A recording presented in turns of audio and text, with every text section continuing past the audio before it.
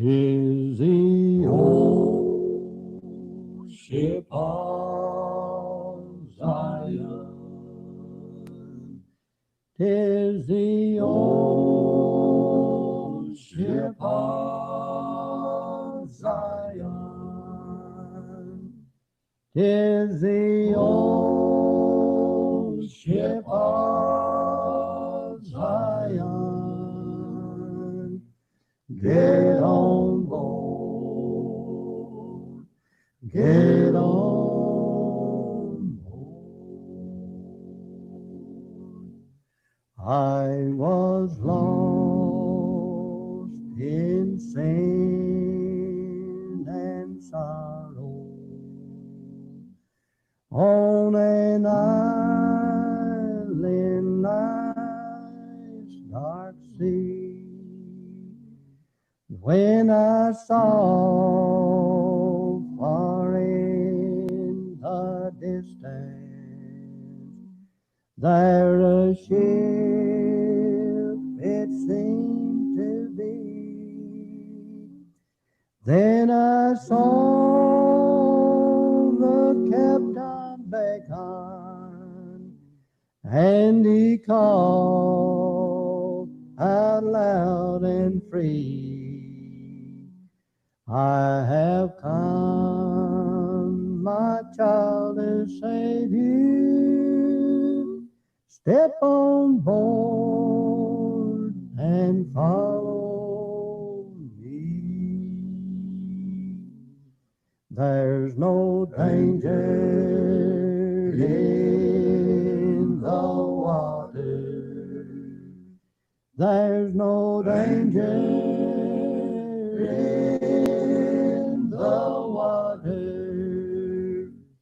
There's no danger in the water.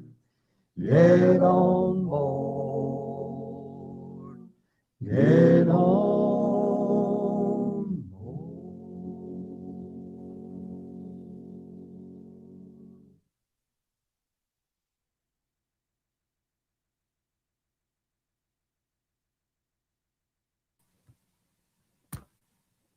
There we go. Good evening, everybody. I hope we're all going good and live here. Let's see here. Jeff Arrington, why is DeLynn not a moderator? I saw you post that. Let's see if I can take care of that. Let's see. Well, I will have to try to figure that out. She should be a moderator, but I do not see the option. I want to try how to do that right now, and I don't know that I'm going to get into it right now. So, DeLynn, if you're not a moderator, Mitchell, I think it takes me to make moderators, and I've done it. It's been a while since I've done that, so I'll see if I can figure out how to do that. But anyways, let's get rolling right in. So Jeff Arrington here again, guys, coming to you live from Scott County, Virginia. Once again in the community of Hiltons, Virginia. DeLynn, I'll take care of this later. We'll get that set up for you later. But Mitchell Reese, brother, thank you for telling me about that. It's been a while since we've been on the show. It's just me in the house tonight. Unfortunately, Jason could not be here tonight. He had to work a little bit late. We wanted to do a show last night, but weren't able to. Again, just had some things going on here at the farm and just wasn't able to get updated to you. But we have a lot of information tonight, a lot to share with you about some of the current bills that are particularly important to some of us. And want to let you know about what's coming up at the 1st of March, what's happening with our group, actually even further into March. And talk about some news going on with all kinds of different things across the nation. And just taking questions tonight, hearing what everybody wants to say, and make sure we try to get everybody up to date. So, again, I apologize. It's been several days since we've been able to tune in and be here with you guys. But, again, it's just been a busy time. I'm sure you all can certainly understand that. I hope you all enjoyed that intro video again, the song. I hope the audio came through good. That's one that certainly always means a whole lot to me. So anyways, let's just jump straight into it tonight, guys. I will tell you kind of the agenda for tonight, again, is we're going to go through some of the bill updates, what's happening, what bills are important. I've also posted some links. I posted them with my personal account, Jeff Arrington. So somewhere up to here, if I did it right. I'm not sure if the comments posted or not. I'll get back over on my other computer here and see if I can get them to post. But I thought I put some comments in here. I'm going to paste them right now. These are some links that we're going to have for later on this evening about some action items that we can all be taking. And I hope the links work, but we'll talk about those later on. If some of the moderators are on here, if you all can see these links and test these out, we might post them again here shortly. I'm not sure if that's posted or not. I'm posting it on my computer, but it may or may not be going. Anyways, let's just get straight into the bills. Let's talk about what's happening. Again, it's been a busy week. It was a busy week of bills this past week. Of course, this upcoming week is the last week of this particular session. So it's very important. There's a couple of bills that are still sort of on the table, and they have a chance of getting shot down, really is what it kind of comes down to. So, but let's just jump straight into this. So some of the ones that have passed, is a good update, that have passed both the House and the Senate with some modifications. There have been some changes to some of these, but let's start with House Bill 9. House Bill 9 was passed by the Senate. Of course, it obviously passed in the House before the crossover.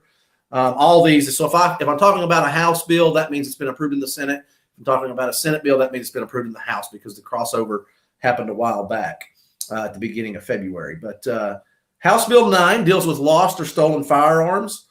We've talked about that a lot here on the channel, that if you have a firearm lost or stolen, you have to report it within, the bill was within 24 hours, or else you could be fined up to $250 for not reporting that appropriately. And we've talked about the complexities. We're not going to go into the details of that. You can see some of the videos in the archives about that. But the bill was changed. It was amended before it was passed by the Senate. They did increase it from 24 to 48 hours.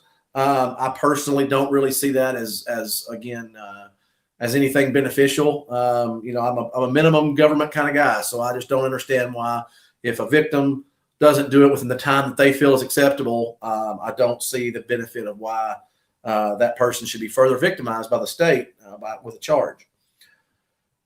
Senate Bill 14.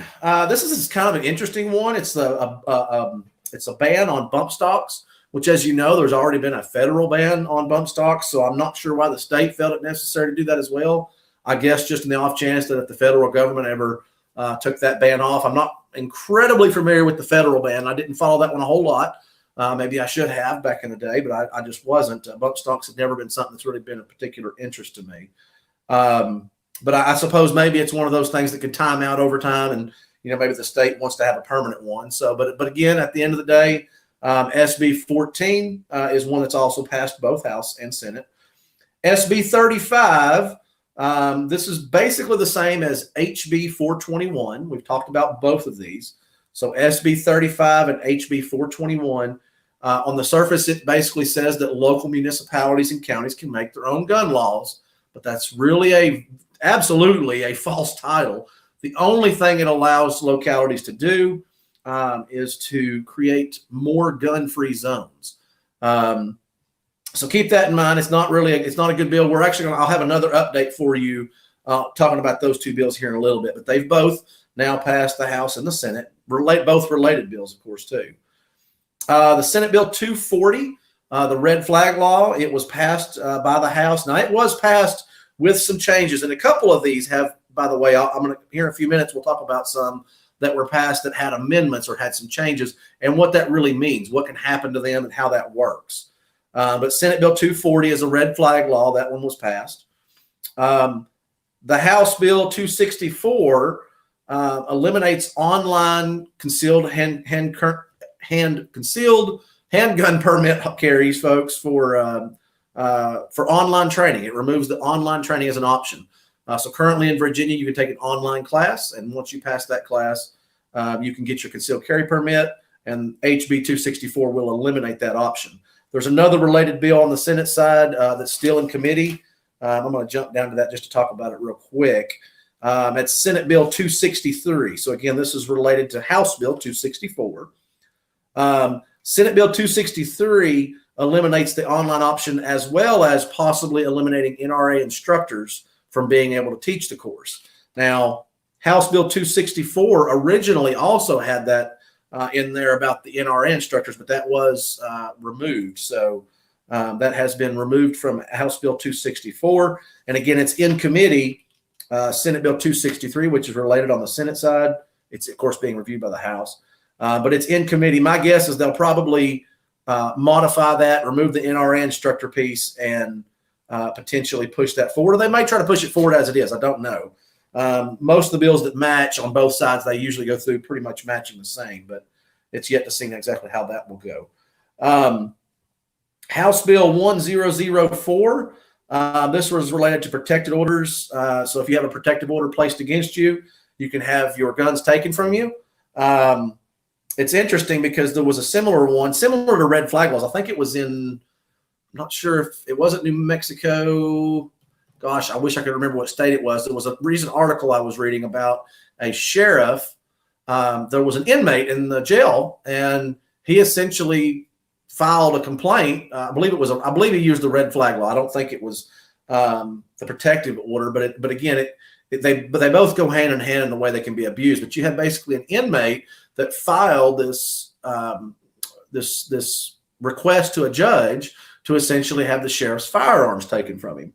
Now, of course, it was thrown out. It did not go through, but it just goes to show it's interesting that an inmate in the jail was able to submit this, and it went all the way up to a judge to actually have to make a decision. I mean, imagine how many of these are going to be now submitted frivolously, and can be taken advantage of, just wasting taxpayers' money to even have to review some of these. So again, I'm all for that limited government, small government. People abuse the system. We've had certainly historical cases of frivolous lawsuits. I think a lot of these red flag laws and perhaps some of these protective orders are going to follow suit in the same way. Moving right along, House Bill 1080, that's 1080, is in reference to being able to who can carry a firearm on school grounds. So this would include potentially, if you're going to pick up your child and you have a firearm in your vehicle or a concealed carry permit and you have it in your vehicle. Sorry, by the way, if there's some weird feeds coming, I'm trying to watch this simultaneously. I see some skipping going on. I'm not trying to watch the comments, but if there's something going on, guys, I apologize. I'm trying just to move on through some of these. We've got a lot of information to cover for tonight. Again, the House Bill 1080 is related to carrying on school property. It removes that to only certain officials that can carry. It's essentially like police officers, and I think there's a few other designated positions. But like, say, the conservator of the peace, for instance, which is a local managed position, currently they can carry on school grounds, but now they won't be able to. So again, it's just further restricting our ability to protect our children, our schools. I mean, if there are local people that have been elected, the conservative of the peace that have been selected to have that position, I have no problem with them being able to carry, especially if it means added protection for our community, in particular our children at school. House Bill 1083. We've talked a little about this one. This is the one. It is essentially it's going to be a Class 1 misdemeanor if there is negligent access to loaded firearms for children under the age of 14. So that one originally, I think it had an older age. It was maybe the age of 18. The current law, the way that I understand this, it's currently a Class 3 misdemeanor if there is, inappropriate access for minors under the age of 14. So this basically just amends that law to bump it up to a Class 1 misdemeanor. So again, that's another one of those interesting ones. How do you classify inappropriate access? Me, along with, I'm sure, a lot of other people across this nation have loaded firearms throughout their house. I don't want to be there one night and someone be breaking into my house, and I have to look at them and say, "Oh, excuse me, Mr. Thief, Mr. Rapist, Mr. Murderer, Mr. Whatever you are. Will you hang on a second? I'm just going to go over here and I got to get my ammo, and then I got to go get my pistol, and I got to put it together so I can protect myself from you." Right? I don't think that's really the way it's intended to work. I would recommend, if you have a firearm for safety, as long as it's legal within your area, and of course it's at your discretion, as far as how this goes, I would always recommend to have your personal protection firearms loaded and as ready to go as you're comfortable to handle, right? So if you're comfortable with them being unloaded, then I would say having a gun, even if it's unloaded, is better than nothing. But again, that's certainly at your discretion. I think that's an individual liberty. That's the point of the Second Amendment. We can all choose. If you choose to have no firearm, God bless you. That's great. You can sit there and you can wait on the police to show up, or maybe they can show up and handle your affairs after you're gone. I just feel like that's just not an option that I want to choose. Okay, so I mentioned earlier Senate Bill 263, which was related to one of the House bills that was in committee. That was the one related to the online concealed carry permits. Senate Bill 69 is also in committee. Senate Bill 69 deals with one handgun per month. Now, I believe one of the links that I posted there, let's see here. Yes, I want to post it one more time, and I hope this is working. I don't know if it's working or not. If it's not, I'll try to get the links to post later. Or Delynn, if you're listening, if you're a member of if you signed up for the VCDL email link that they have on their Facebook page, probably from their website, it's vcdl.org, or in their emails, they've sent out some links. It's essentially the website is oneclickpolitics.global.blah-blah-blah.net. It's a long link. But one of the links that they sent, and I tried posting it, I don't think it's working, but it's essentially a place where you can go put in your name, your address, and it will send an email to all the, in this instance, all the delegates that are reviewing this in committee. It's a Senate bill, so it's in the House at the moment because it's already crossed over, but it will send an email to all those essentially saying that, we categorically want to reject this. We don't want to limit ourselves to one handgun per month. From a purchasing perspective. So that link, it's Delynn, if you can help, if you happen to have that in your VCDL emails or anybody else for that matter, I'd certainly appreciate if you could share that link. I don't think my link is sharing out there. Okay, moving right along. So I talked about some of the ones that have passed both, but let's talk about some of the ones that have passed both, but with, I guess the way that essentially is worded is with significant changes. So Senate Bill 70 deals with universal background checks. It's passed both, but it does have some modifications to the original Senate bill. So the House made changes to that. Now, as I go through the others, let me talk a little bit about what this means. If there's been changes to the bill, let's say the Senate, for instance, Senate Bill 70, they had their definition of what they wanted Senate Bill 70 to be. They passed that in the Senate. It crossed over to the House.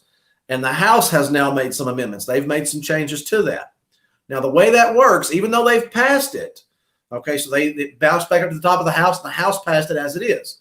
It does not go straight to the governor that way, okay? It has to it's going to go back for the Senate to look at and see if they approve and they agree with the changes that the House made, or vice versa, as I'll talk about some of these others.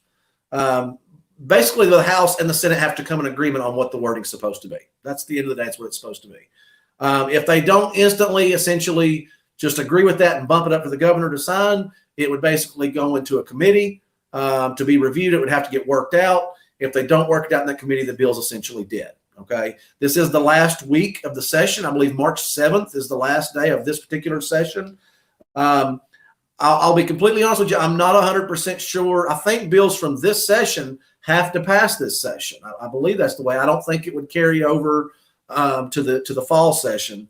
But I'm not 100% sure exactly how that works. But I do know that if they can't agree on it at the subcommittee level, when they try to work out those differences, it would die there. So the universal background checks has a chance of dying. It depends on if the Senate agrees with the changes that the House made to that or not. House Bill 2. This is the equivalent of SB 70. Essentially, it went to the Senate. The Senate changed it. Now, the House has rejected the Senate substitute. So this is another interesting one. So on that universal background check, obviously the folks in the House and the Senate, the Democrats, do not see eye to eye on exactly how they want that worded. It's interesting to note. I don't have all the details exactly what the differences are, but it is interesting to note that the universal background checks apparently has a difference of opinion from the Democrats' perspective. So House Bill 674 is another one that's passed both. It's currently being reviewed by the Senate, but again, it has changes. So again, the Senate will have to send that back to the House to get reviewed and see if they agree with the changes. House Bill 812, this relates to the one I mentioned earlier that's in subcommittee, Senate Bill 69. But House Bill 812 deals with one handgun per month. So again, there were some changes to that, so they'll have to see if they come to an agreement on that. That's very similar to the one that's also in committee. So there you have it. There's one more, I guess, that also has not been voted on. It is Senate Bill 64. This is essentially if 2 or more people gather with firearms with the intent to intimidate, that would become a felony. This has not yet been voted on.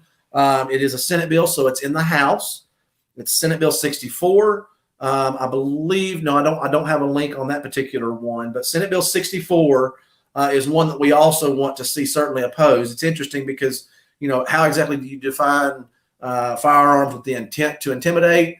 Anytime I read one like that, I think of Lobby Day, because I think they could have very well twisted Lobby Day to be considered, a bunch of folks coming there that was very, very peaceful. We cleaned up our trash after ourselves even, but they could have twisted that to said that was meant as an intimidation factor as opposed to just simply making a statement. I don't see that as an intimidation factor. That was simply the people of the Commonwealth coming together and saying with one united voice that, shall not be infringed means shall not be infringed. So there you have the bill updates for today. Again, I did mention that this is going to be the last week of the session. So it ends, I do believe, on March 7th. I hope that's correct. Just cover some more information. So some breaking news this evening that is supposed to be coming out.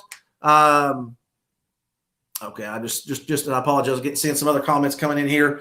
A little bit of news. I don't know if y'all saw it tonight. I believe he's supposed to actually make the announcement tonight sometime or maybe tomorrow.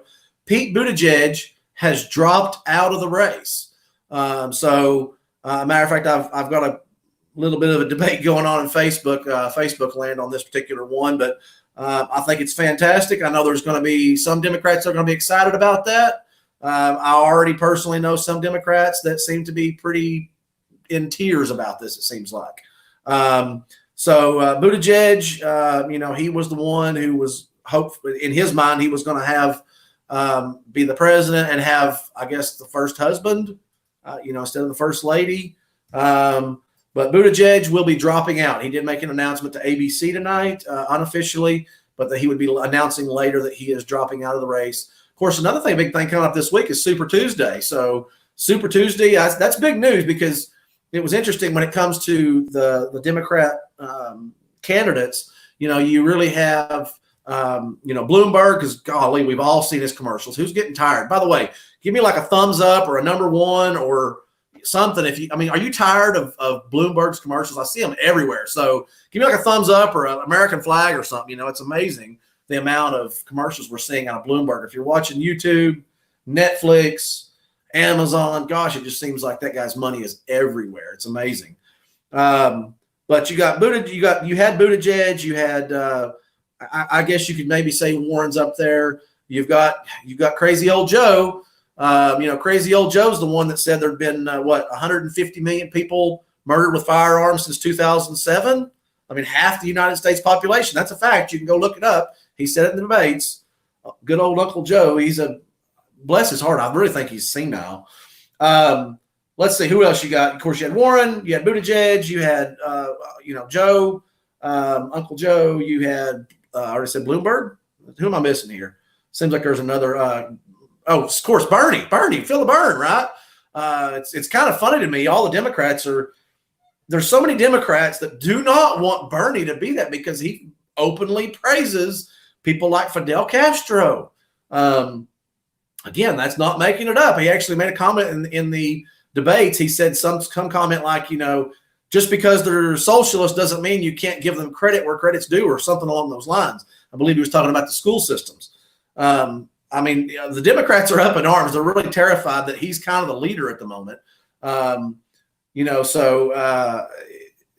don't know. It's going to be interesting to see how Super Tuesday plays out. There's also rumors that Bloomberg is going to team up with Hillary again and have I guess Hillary 3000. She's going to come back and try again, renewed and refreshed, and hopefully not tripping and passing out and stumbling over her words. And she'd look like Uncle Joe, I guess.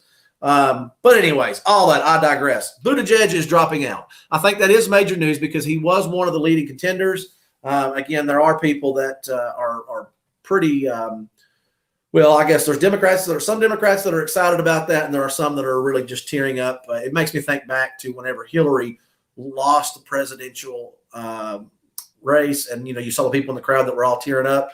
I imagine there's probably some folks out there thinking that way about Buttigieg. But he's going to go back, probably write a book. He'll probably make his millions, and he and his significant other will, I guess, live their life on out. Who knows? He may be back later.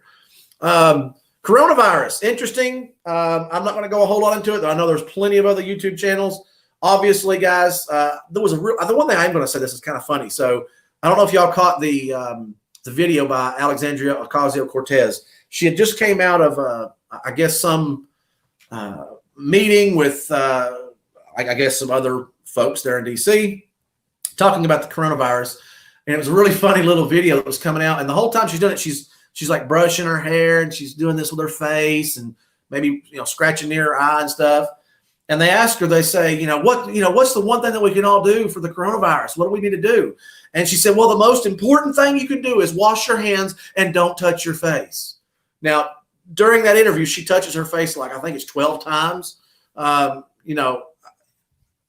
I thought it was kind of comical. So, I do touch my face. I wash my hands. I think that's just good general hygiene. It doesn't mean you can't catch it. But the coronavirus is certainly going to be something we're going to hear more about in the future. I really think it's, guys, remember we had swine flu, H1N1, which, by the way, there was 1,000 people that had died by H1N1 before the Obama administration really started taking it seriously. Right now they're giving Trump a hard time just because there's I think there's 22 is what he said the other day, 22 confirmed cases. The CDC saying there's 80. Either way, it's a whole lot less than 1,000, especially a whole lot less than 1,000 that have confirmed died, like what happened with the H1N1. So I don't know. Stay clean. Don't cough in people's face. Try not to rub your eyes in public. Wash your hands. Do try to stay clean. That's just good general hygiene, folks. Anyways, who knows? I think it's more of a scare tactic than anything. It's certainly impacting the economy. It's hitting the trade markets pretty bad. Obviously, out of China, we got some significant things going on there. So we will certainly want to say, though, let's do for sure, though, however, be in prayer for those who are infected with that. The flu has killed more people by far in the United States than the coronavirus. So let's remember all those who are sick, guys. Let's certainly want to do that. Okay, a couple of big things coming up for this week. Let's talk about this week. What do we got going on? I mentioned Super Tuesday's coming up Tuesday. That is going to be March 3rd. Now, for those of you who are here in Scott County, or I guess maybe, Delynn, you're going to be there on March 4th in the morning. So we do have a call to action on our Facebook page. March 4th at the meeting starts at 8:30 a.m. I'd recommend you maybe get there a little bit early, maybe around 8 o'clock. But 8 o'clock on March 4th, that's this coming Wednesday, at the Board of Supervisors meetings in Scott County, Virginia. So that's in near downtown Gate City. We are asking for whoever can be there to be there. We'd love to see a turnout similar to the turnout that we had for the Second Amendment sanctuary status. But we are going to be there. The Scott County VA Gun Owners Administration Group is going to be there. We're petitioning the Board of Supervisors for an ordinance specifically going against Senate Bill 35 and House Bill 421. So I mentioned these earlier. Let's talk a little bit about those. We did a video about this a while back, so I got a bug flying around here. But Senate Bill 35 and HB 421, those bills specifically amend a particular section of the Virginia State Code of Law. They amend it by adding sections E and F, so the previous alphabet letters are certainly already there. But Section E essentially establishes the power for local municipalities and counties to create at their leisure gun-free zones for areas that are under their jurisdiction. They can't do this for anything, right? But we all know courthouses are already, gun-free. They have metal detectors. There's some argument. I can see in that particular case why there might be when there's reasonable mitigating factors against others having firearms. I can see in those high tension areas where they might do something like that. But in addition to courthouses, what these bills do, they allow them to say, you know what, Jackson Street is going to be a gun-free zone, or the alleyway next to the courthouse is going to be a gun-free zone, or Grogan Park is going to be a gun-free zone, or whatever area, a street, a city, other federal buildings, they can say other areas that they have jurisdiction over, they can make them gun-free zones at their leisure. That's what Section E of these bills does. Section F essentially says that they have to post a sign, which would be in compliance with most of the gun-free zone laws that are out there. But on March 4th, again, the call of action, we're wanting people to come to the Board of Supervisors meetings, if you can be there to show support for our request to petition the Board of Supervisors for a specific ordinance. We're going to just kind of drop the line to them. We don't know what kind of feedback we're going to get. It's just kind of introducing it to them, getting their ideas on it, seeing what they have to say, and see where we can go with it. But we want an ordinance that essentially says that the current Board of Supervisors or no future Board of Supervisors will utilize the authority granted to them by these bills or any other bills which further restricts the citizens' right to arms. And I would like to see it really be broad like that because we don't know what other bills they're going to try to do in the future. Again, this is an interesting ordinance because I know some will probably say it's unnecessary that we've already declared the Second Amendment sanctuary status. That's very true, and that's good. But the purpose of our request, and I'll certainly going to highlight this a lot more in detail during our Board of Supervisors meeting on Wednesday. But the key thing here is what this does. I don't worry about our current Board of Supervisors. Let me just say that. We have a great current board. They were quick and unanimous to vote for the Second Amendment sanctuary status. That was actually the last vote by the previous board, but I know our current board members also support that movement. So it's not our current board or our current administration we're worried about, but what's to say 5 years down the road, right? What's 10 years down the road? Now, I think with the way that Democrats are playing their cards, they're certainly pushing people to stand very heavily against anybody that has these types of views. But let's just say that down the road, there would become maybe a group that might be more persuaded to make more gun-free zones. They can do that at their leisure according to these bills. You're driving home one day, you're coming through Gate City, and then all of a sudden, smack, right in front of you, there's a sign that says Jackson Street is a gun-free zone. Well, you're a concealed carry permit holder, or maybe you're coming home from the firing range or your buddy's farm, shooting some coyotes or something, maybe just shooting for fun. You can't go down Jackson Street. You have to find an alternative route to get through Gate City. All we're asking for is an ordinance that says they will not use that authority. And the reason that is important is if in the future another board wants to reinstantiate that authority, they will have to do another ordinance to undo the ordinance that we want to put in place. And what that would do is that would give the chance for the public to have an open session to speak against that, to let the board members know that they do not support that, they don't want that, et cetera, et cetera. So it is a little bit more work by asking for the ordinance. This is sort of like a local law that basically says that they will not use that authority. Again, some I know will probably say it's unnecessary. And I would say that for our current board, I do think it's unnecessary. I'll certainly admit that. This is one of those things that's kind of a safeguard against future abuse, right? And it does go a little bit higher than the Second Amendment sanctuary status because, being a sanctuary status does not undo gun-free zones, right? The courthouse is still going to be a gun-free zone. Private establishments, private businesses that want to put up the appropriate markings that say that they're a gun-free zone, that is still going to be a valid, that's a valid individual liberty, right, for private establishments. So being a gun-free zone a Second Amendment sanctuary status does not undo the gun-free zones. And so this is kind of a back door for them to establish more of those if they want it down in the future. Okay, so I talked a whole lot there. I want to close by just reminding everybody that's in the Gate City area, March 4th, try to be there by about 8, but the meeting starts at 8:30. That's this Wednesday, March 4th, at the Gate City Board of Supervisors meetings. We'd love to have everybody come out to that.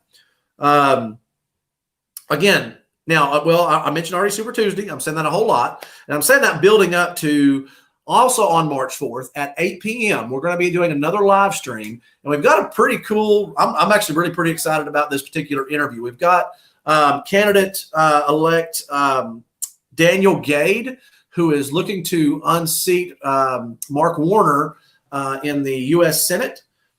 He is going to be streaming with us live on Wednesday evening. Again, that's March 4th at approximately 8 p.m. So Daniel Gade's going to be coming on here. If you guys have any questions, we're certainly going to be taking some questions live during the show. You can also send those questions to us at scottcountyvagunowners@gmail.com. I think I have a little banner here. Let me try to get caught up with all this. There we go. Show. Let's put that span across the bottom. That's better. So if you have any questions that you'd like for us to ask Daniel, let us know. We'll see if we get those questions to him. I know some of the things I want to cover with him. I've already sent him a little bit of an agenda, but where does he stand on the Second Amendment? Well, back up. First, he's going to talk a little bit about himself. So Daniel is a veteran. He served in the military. He has lost his leg. I believe it was an IED that took out his leg from injuries in the military service. He's also served in some positions politically. So he worked on a board for, I want to say the Bush administration. I apologize. I was going to do a little bit more digging on his biography kind of before the meeting. I wasn't really prepared for it tonight, but I'm jumping into it. But I know he served there. He also was asked to serve for Trump, was asked to serve currently, but he did turn that down as he's seeking out a position in the U.S. Senate. So Daniel Gade, 8 p.m. Wednesday night, March 4th. That's going to be another great interview. We're looking forward to that. March 5th, we're going to be going live again on the evening of March 5th, again around 8 p.m. We're going to be interviewing our delegate, Terry Kilgore. Again, it's going to be a live stream. That's what we're set up for right now. At the moment, it is scheduled for March 5th at 8 p.m. Same channel, same place. We'll try to stream to Facebook as well as YouTube. And again, that's going to be with Delegate Terry Kilgore. I'm going to be going over items again about the Second Amendment. What are some of the key things that he thinks we should be taking away from this session? Oh, by the way, with both of the interviewees, we'll be talking about Super Tuesday, what their thoughts are on Super Tuesday, right? We just want to know what are the things that they think we can be doing. What would they recommend we be doing? We certainly talked to you guys about getting out and voting, getting people registered to vote. That is certainly always going to be a big key component and a core part of our message. Sorry, bug crawling across here again.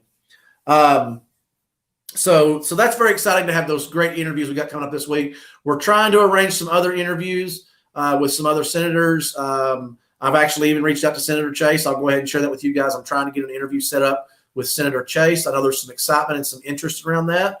The only thing I'm going to say about that is, I would say I really like a lot of what I'm hearing about her. I like a lot of what she's talking about. But I'm not one to just jump on a bandwagon without understanding better. So I would love to have Senator Chase on the show so I can hear more from her firsthand how she sees. I think she certainly supports the Second Amendment, but I've also seen where she's voted against abortion. That's another major thing for this channel, for me personally, I guess I should say too. So I like some of the voting records that she's done, but there's a little bit of concerns about the fact that she said that she may run out and she may run as an independent if she doesn't get the Republican nomination. That's kind of how we got into the ship we're in now with a Democrat governor. Previously, we had someone ran independent and it split the Republican votes, and we didn't get the votes to get a Republican governor. So I don't want to see a repeat of that. So again, I guess I would say that the jury's still out for my personal opinion on Senator Chase, but we are trying to get an interview. I'd love to have her on here as well. A few other good announcements. So this is kind of exciting. This is actually really exciting for those particular that are near here. We are going to be doing a firearm giveaway. We're going to be at our next team meeting is when we hope to actually kick this off. So we're going to be selling tickets. I don't think the price has been exactly established yet, or the number of tickets. I believe we pretty much got that nailed down, but I don't want to share. We'll share when we get everything's officially taken care of. But we are going to be giving away an AR-15 to whoever's essentially ticket gets drawn. So this is going to be an interesting, exciting thing. I hope to have a lot more of these. Myself and the administration team has talked about this. We want to be able to raise some funds to do some local flyers, to get some information out to folks in the community about what we're trying to do. We're certainly trying to help Scott County. We're trying to help the Commonwealth. And as far as I'm concerned, guys, anybody that tries to support the Second Amendment, you're trying to help every single American citizen. So maybe in some way, not maybe, I do believe in a way, in a strong way, we are trying to support Americans. We start here in Scott County. It will grow up larger than that to the Commonwealth. And I do think at the end of the day, it helps everybody all across this great republic. So that AR-15 is going to be tickets that will be sold. Giving away that firearm. It's going to be great. I'm trying to ignore the comments. So I hope there was some good comments there on the firearm. I'm really excited about that. I want to do a lot. I'd love to give away, I'd love to do like 15 raffles or something. I mean, I think it'd be fantastic. But all the money, all the proceeds, this is not for profit. This is just to cover the cost, the operating costs. All the administrators on this particular channel and on this group, we do this, guys, out of our own free time. Nobody's paying us. Nobody's lobbying with us. I can tell you personally that there's no politician that's telling me what to do. I'm going to give you my honest opinion. I'm going to be wrong sometimes. Take what I say with a grain of salt. I'll be as honest with you as I can possibly be. I would say we are nothing more than citizens trying to help citizens. Okay, we can be wrong sometimes. That's just life. If you never make a mistake, guys, you're not trying hard enough. Okay, you're going to make mistakes. So we are citizens helping out citizens, and we just simply need some funds to try to get the word out. So with these raffles, we hope to raise some money to get the word out and let folks know that what our movement's about, what our effort is. This is not something we're here for 6 months and we go away. This is not something we're here for a year, guys. As far as I'm concerned, as long as this YouTube channel is helping people, I'll be on this YouTube channel. As long as what we're doing here in Scott County is helping and bringing information and making a difference, I'll be doing it. The day it becomes counterproductive, the day it becomes useless, is probably when we'll start stepping down. And I think that just makes sense. I mean, so I hope it's something that we can continue to grow. Again, the AR-15 giveaway, I'm pretty excited about that. I guess I'll close with another exciting announcement. So March 22nd, we don't have the exact time or location tied down. Mark Bean, I'll get back to your question here just in a second. Or DeLynn, if you see Mark Bean's question, maybe you can post yourself or Mulehead. I believe there's some others on there that have the details about what AR-15 is going to be given away. So we are going to be giving away an AR-15. I don't recall the exact details on what type. Okay, sorry. Back to details. I digress. March 22nd, in Scott County, guys, we are going to be having Daniel Gade actually come down here in person. The venue has not been established. The exact time has not yet been established. Other than March 22nd is the date that we have so far. And I guess that's really all I can say about that. We're going to have the interview here next week, March 4th at 8 p.m. But I'm really looking forward. We'll do a live stream, I'm sure, as long as we have good internet connectivity of Daniel actually being here in person. But he's going to be coming down to Scott County for a live rally, and I'm super, super excited. Everything, guys, I've heard about Daniel Gade has been really, really good.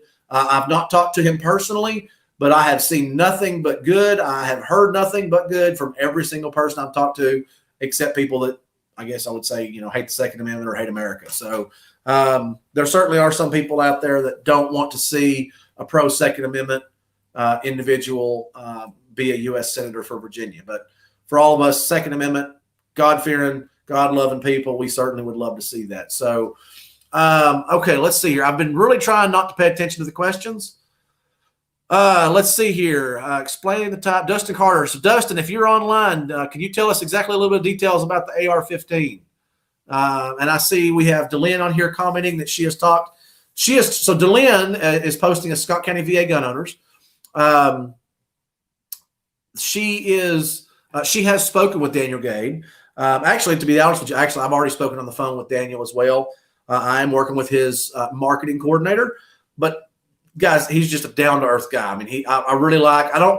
You can tell when you talk to some people they're just kind of fake, and Daniel does not seem that way. He seems like a genuine, earnest guy. He's got a lot of excitement, a lot of energy. I love the energy and the passion that he seems to be bringing to the table. So I said that's a win. I was going to try to pull up here a little information on the AR-15. Guys, we will have more information on the AR-15 as it comes out. So I don't know if Dustin's still online or Mulehead. But Mitchell Reese, I see you're asking for the maker. Gosh, I don't even want to guess. We'll have more details. We'll have more videos later this week. I'll try to have the details and let you guys know. So DeLynn, we can get those comments out later and let folks know what the make and model and everything else is.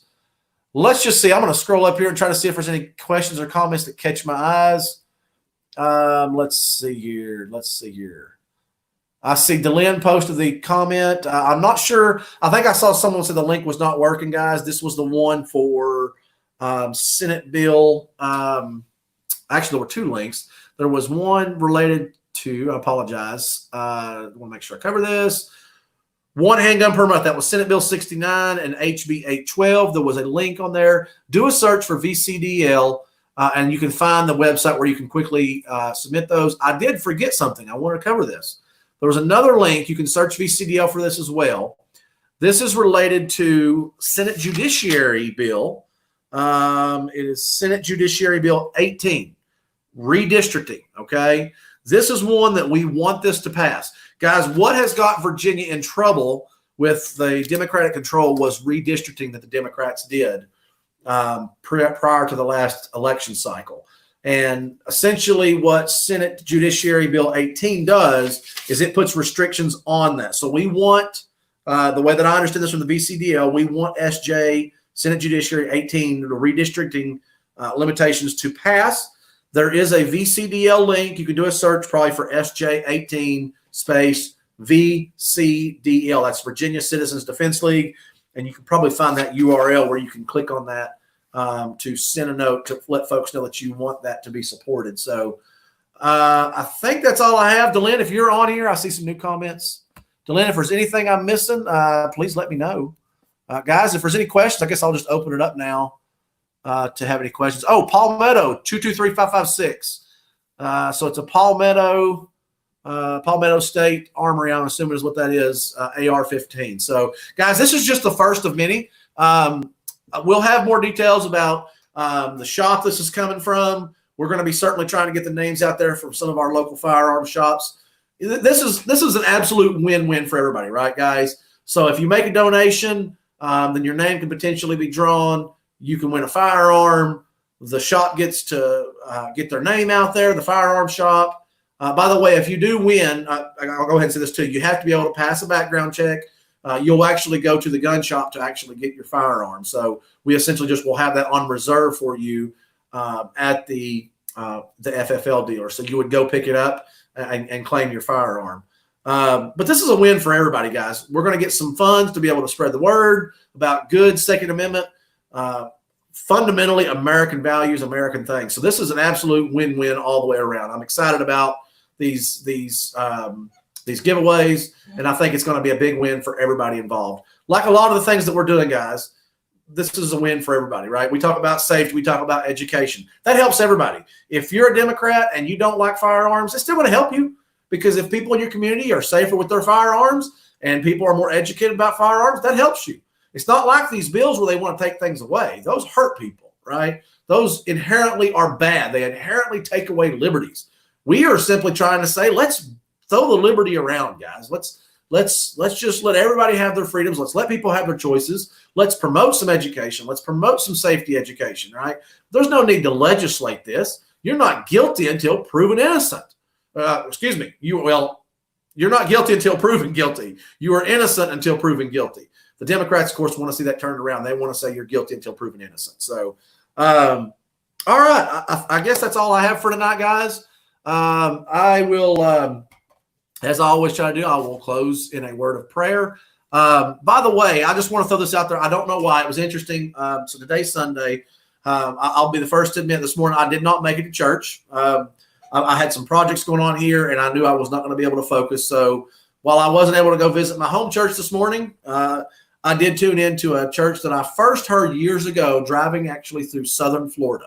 I was down around Miami. I was driving to the Florida Keys. And I'm just throwing this out there because I guess the Lord's leading me. So just follow me for a minute. There's a group online. You can do a search for it. If any of the moderators here could Google it real quick and find it, but it's Alistair Begg. It's Begg, Alistair, Alistair Begg, Begg. And his church is called Truth for Life, just as it sounds, Truth for Life.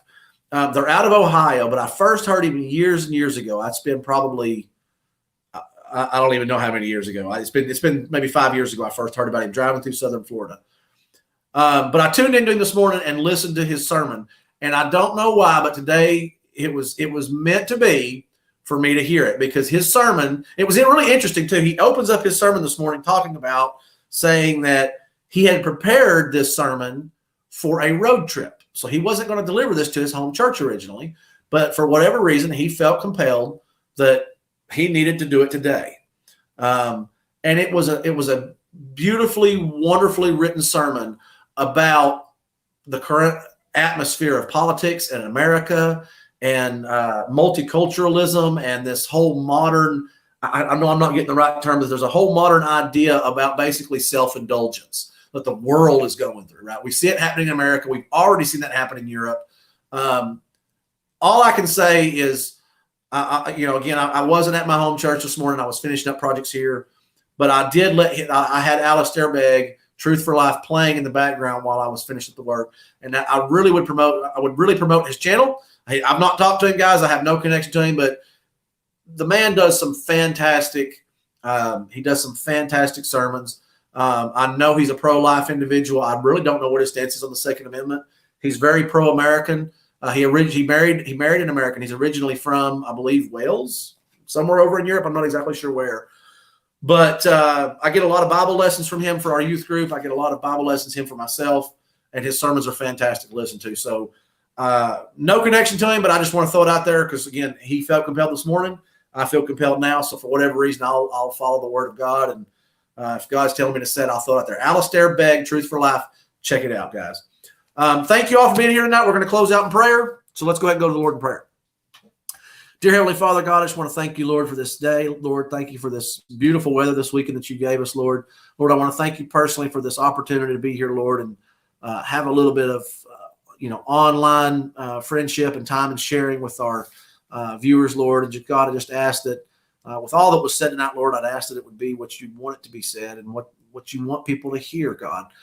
For all those that are watching, Lord, I'd ask that you'd open their hearts and their minds, God. If there are people that are watching, Lord, that maybe don't understand why we do what we do, Lord, impress upon their hearts that what we're doing is trying to promote and defend the rights that you gave us. God, you gave us these rights. The Second Amendment doesn't grant us those rights. The Constitution, the government, none of those figureheads give us these rights. God, you gave us these rights. The Second Amendment tells them that they cannot infringe upon them as they are trying and as they indeed have done.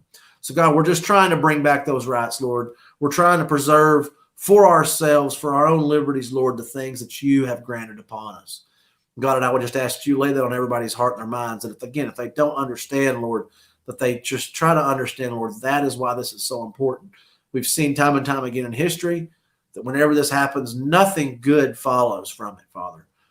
God, I just ask that you'd watch over all those that are sick and afflicted, Lord, with the coronavirus, the flu, dementia, illnesses, whatever other illness they may be suffering, arthritis, whatever it may be, Lord. God, all of our viewers, you know our hearts and our minds better than we know them. You know our needs and our desires before they even enter our hearts and our minds. So, God, just ask that you'd watch over everybody, all those special prayer requests, Lord, that are on our hearts and our minds. Watch over them. Father, I'll also ask, Lord, I know here locally, Lord, there's been a lot of really disturbing news articles coming out about children that are missing or have been abducted. And Lord, we know that happens all across this republic and indeed all around the world. Lord, human trafficking is a absolutely, absolutely terrible, terrible thing. And I don't know what those local cases, Lord, if that's what it is or whatever it may be, God, I just ask that wherever you can, intercede and bring safety and speak to those hearts and minds of people that are doing that, Lord, bring them out of that life. We are all sinners, God. We're all fall guilty of sin. But Lord, just ask that you would impress upon their heart and let them come to know you. Let them turn from their evil ways, Lord. Let them turn from their fleshly desires, Lord, and just learn to follow you, be with you, and just do everything they can, Lord, to justify and just glorify you, God. So, Father, all these things, Lord, I just ask again that everything that we do be something to honor and glorify you. All these things in Jesus' name I pray. Amen. I can keep on going praying. Tonight's going to be a good night. I might go home and sit down and just think about some things for a while. It's been an interesting weekend. It's been a good weekend. I hope you guys have enjoyed the show. Delyn, I see you just made yourself a mod. That's fantastic. Guys, listen, thank you all. God bless you. Stay safe. Fight the good fight. Keep your firearms close. Keep God closer, guys. See you next time. We'll see you guys Wednesday. Probably will be the next broadcast. Probably going to be Wednesday morning at the Board of Supervisors. I hope to be able to do some live streaming from there. And then again, Wednesday evening with Daniel Gade, Thursday evening with Delegate Terry Kilgore, and we'll probably be coming to you again next weekend with the close of the session and let you know what's going on. So if anything else important happens along the way, guys, we'll certainly let you know. But until then, again, stay safe, fight the good fight, keep your firearms close, keep God closer. Thank you all. God bless.